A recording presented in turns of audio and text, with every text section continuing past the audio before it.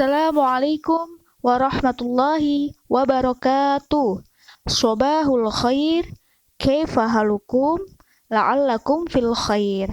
Alhamdulillah, ananda yang soleh dan soleha. Hari ini kita memasuki pembelajaran di semester 2 dan sudah melewati pembelajaran di semester 1.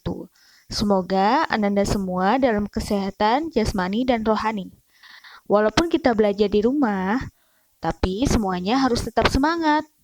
Dan jangan lupa menjaga protokol kesehatan.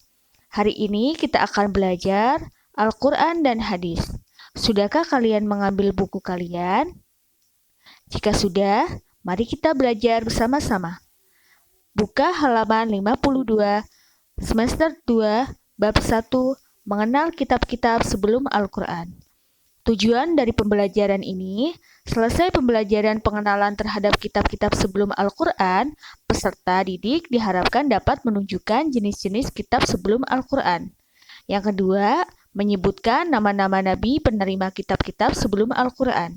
Dan yang ketiga, menerangkan misi kitab-kitab sebelum Al-Quran. Karakter yang dibangun dalam bab ini adalah bersyukur dan bersifat jujur atau bersikap jujur. Kita lanjut ke halaman 54. Nama kitab-kitab sebelum Al-Quran dan nabinya. Al-Quran adalah kitab suci terakhir untuk semua manusia. Ia diturunkan kepada nabi terakhir, adapun kitab-kitab sebelum Al-Quran diperuntukkan hanya untuk kaum nabinya. Kitab-kitab sebelum Al-Quran terdiri atas Zabur, Syuhuf Ibrahim, Taurat, Injil, dan Al-Quran. Yang pertama ada Zabur. Ia adalah kitab yang diturunkan Allah Ta'ala kepada Nabi Daud agar diajarkan kepada kaumnya. Yang kedua ada Syuhuf Ibrahim. Ia merupakan lembaran-lembaran yang diturunkan Allah kepada Nabi Ibrahim alaihissalam untuk diajarkan kepada kaumnya. Yang ketiga ada Taurat. Ia adalah kitab yang diturunkan Allah kepada Nabi Musa alaihissalam untuk diajarkan kepada Bani Israel atau kaum Yahudi. Yang keempat, ada Injil. Ia adalah kitab yang diturunkan Al-Quran kepada Nabi Isa alaihissalam untuk diajarkan kepada Bani Israel. Yang terakhir, ada Al-Quranul Karim. Ia sebagai kitab yang menyempurnakan isi kitab sebelumnya.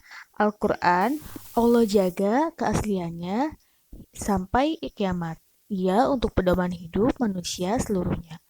Makanya Al-Quran hingga saat ini masih kita baca dan kita hafal untuk pedoman kita sehari-hari. Karena dia masih terjaga keasliannya, belum diubah oleh tangan manusia. Kelima macam kitab itu disebut mushaf. Bagaimana keadaan mushaf itu sekarang?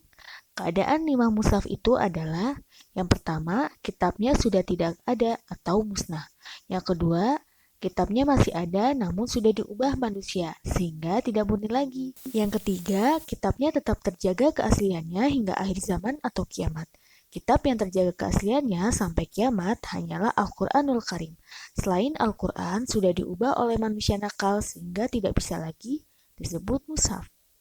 Nah, teruntuk kita umat Rasulullah di akhir zaman kita harus mengamalkan serta mempelajari Al-Quran dengan membacanya setiap hari. Jika saudara kita yang masih belum paham, maka kita ajarkan agar mereka bisa memahami dan mempelajari Al-Quran sama dengan kita.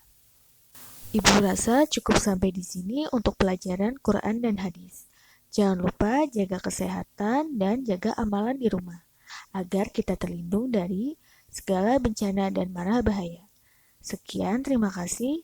Wassalamualaikum warahmatullahi wabarakatuh.